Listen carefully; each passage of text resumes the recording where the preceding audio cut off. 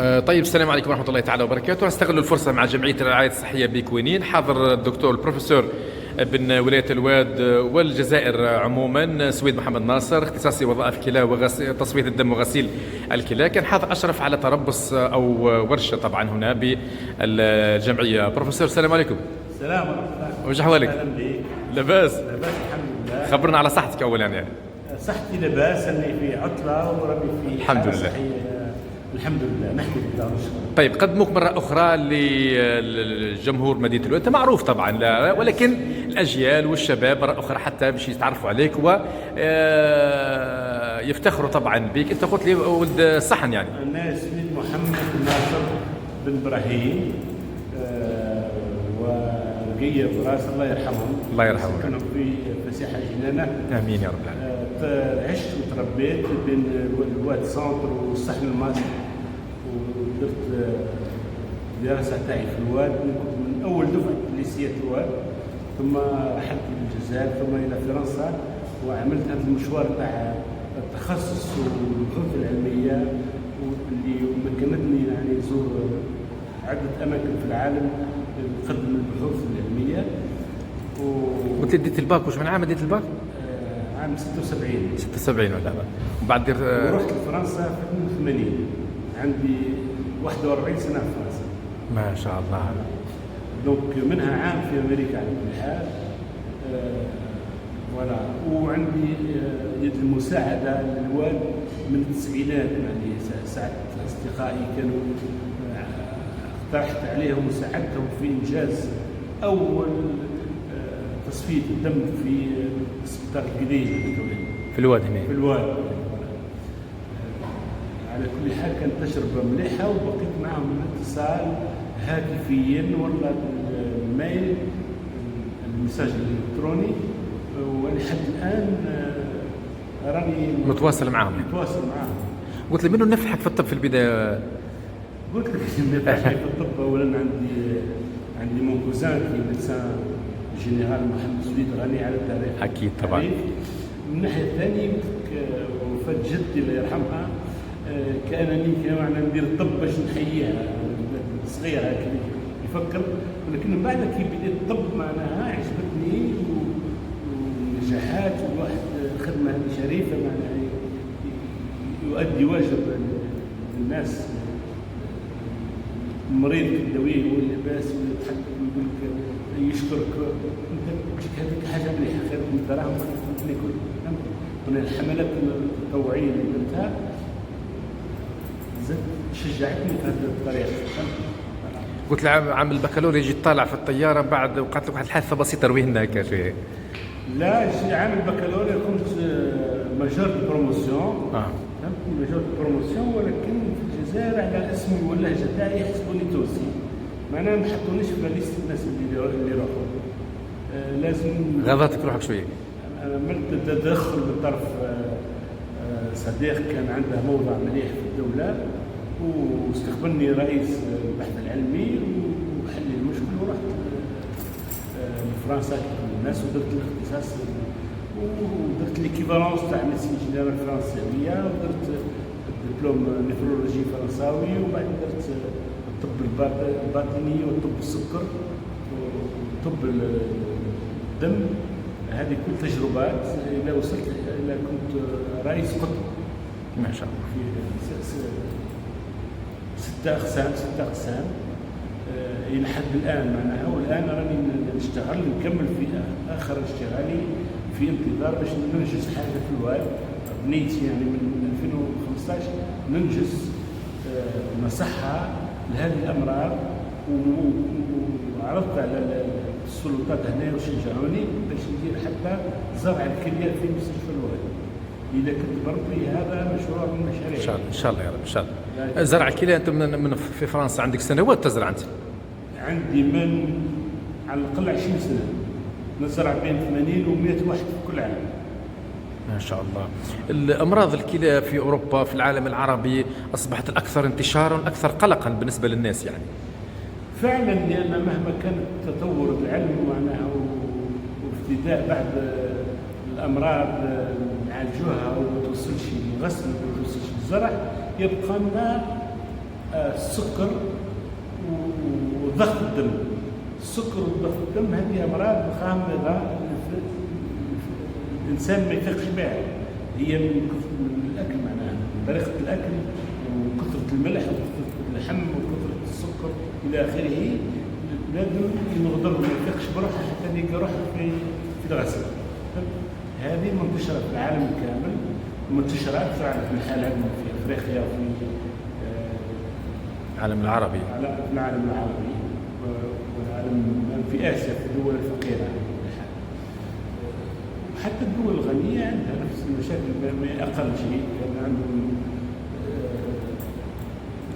ديستركتور اكثر من احنا. واحنا ان شاء الله حابين ناكدوا على الوقايه من الامراض، لان الوقايه دائما خير من العلاج. طيب اذا حبينا فيه بشكل بعض نقاط كوقايه مثلا الجمهور يتابع فينا يعني. الوقايه هي اولا اجتناب الملح. الملح كانوا يقولوا الفرنسيين للتخوازن مي بلون، ثلاث الاعداء البيض هما الملح السكر والشحم، يتجنبهم الواحد. اقل شيء احسن شيء. الحاجه الاخرى ما يزودش الواحد من اللحم، لان اللحم نحتاجه كميه قليله كل يوم ولا كميه قليله.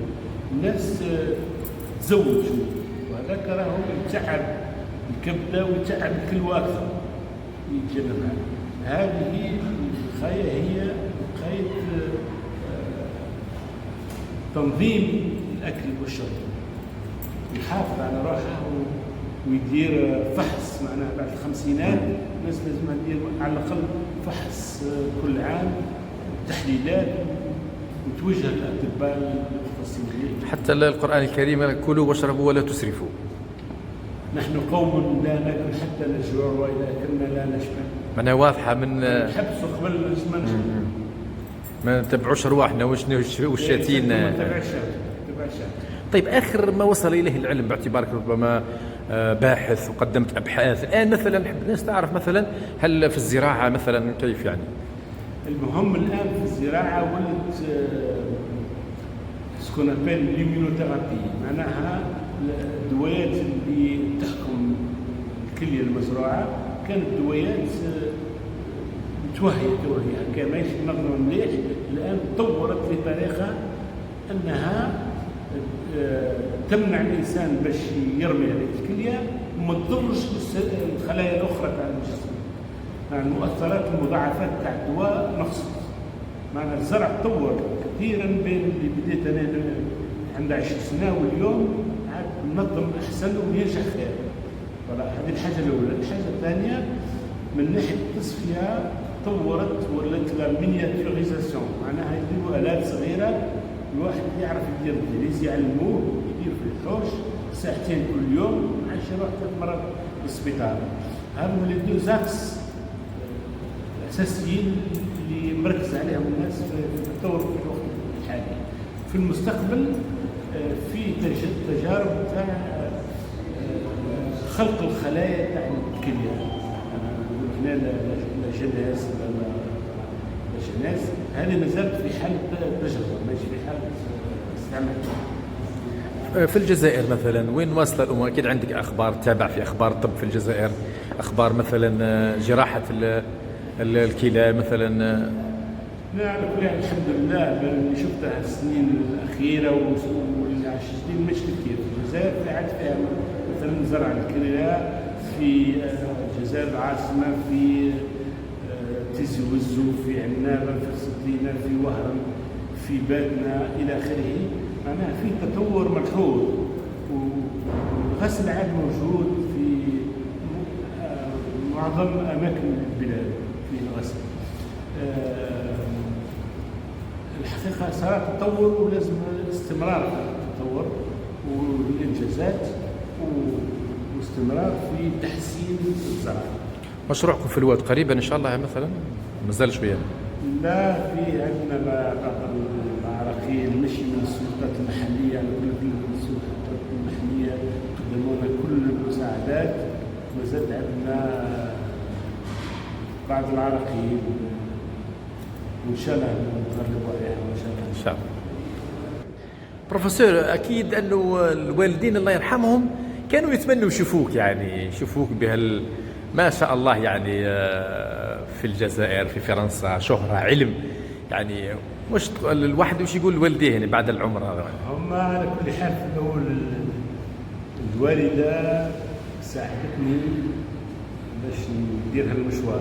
الوالد كان يحبني يخدم مع التجارة، ولكن أنا ما تبعش طريقه. لكن بعد هذا نجاحي في الطب العام ونجاحي في النيفرولوجي فرح بي كثير، وجاني حتى لباريس، والوالده جتني لباريس وعجبهم الحال ياسر، فهمتني. الله جاوك في السبيطار، شافوك في السبيطار؟ جاوني في السبيطار وجوني في الدار وعالجتهم هيك، كان عندهم صحيه عالجتهم وجو فرحانين. المهم حبوني نرجع للبلاد. على كل في الوقت هذاك انا كنت في احسن انجاز، وكنت في تاريخ البروفيسوراه، في تاريخ الاخر قمه شبابك وتالقك، غرور الدنيا. يعني غرور الدنيا في الصغر. الواحد ما يندمش الحاجه اللي دارها، ما يندمش عليها، لان درت خبره ودرت حاجه مليحه الحمد لله، وما زلت حاب ننفع بها البلاد. لكن الوالدين ماتوا عليا راضيين. هذه الحاجه المهمه، هذه الحاجه الاهم في الدنيا، الواحد يرضى الوالدين. نعم هذا هو. الحكيم قلت لي عن رساله للاطباء، يعني اللي يروحوا للخارج، يعني مثلا. انا باش نعمل الاستمرار عن كلمه الغرور تاع الصغر. تفضل. نستمر في هذا. الانسان كي يكون صغير ما يفهمش بلي كي يوصل الخمسينات الستينات ما يحسش روحه مده الحياه، ماشي يحس روحه في بلاده اللي في المهجر. راه في المهجر مهما كانت فرنسا ولا كندا ولا حتى امريكا متخالفه هي، ولكن اللي تستغل الانسان اكثر الاسكلافاجيزم كاين ياسر في فرنسا. على كل حال الناس يغروا روحهم ويخدموا دائما تحت سلطه واحد، عمرهم ما يعطوهم حقهم على قيمتهم. قال لك اخدم وعود مليح، بصح ما تكونش كيفي ولا خير مني، ما يخليكش تكون كيفي ولا خير منه. حتى كيفي ولا خير منه كل وقته هو يخبي فيها حياته كله، هو يهبط فيك، ما يقدرش يهبطك بالعلم، يهبطك بنفسك.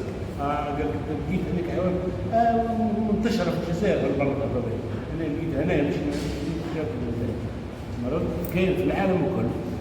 على كل حال ننصح ميكولاد زملائي اللي يقدر يدير مشروع ويعاون بلاده، راهي هذه المنفعه الاولى. اللي ينجح في بلاده. احنا غرتنا الدنيا وبعد الظروف العائليه، وحتى هكا ما با ديكسكيوز، ما نقولوش كيفاش نعرفوا انفسنا. لكن انا شخصيا معنا نعمل اللي نقدر عليه، عاونت البلاد كما قلت لكم، ندير حملات تطوعيه، والان راني متطوع باش ندير حاجه في البلاد. ترجعوا للمثال.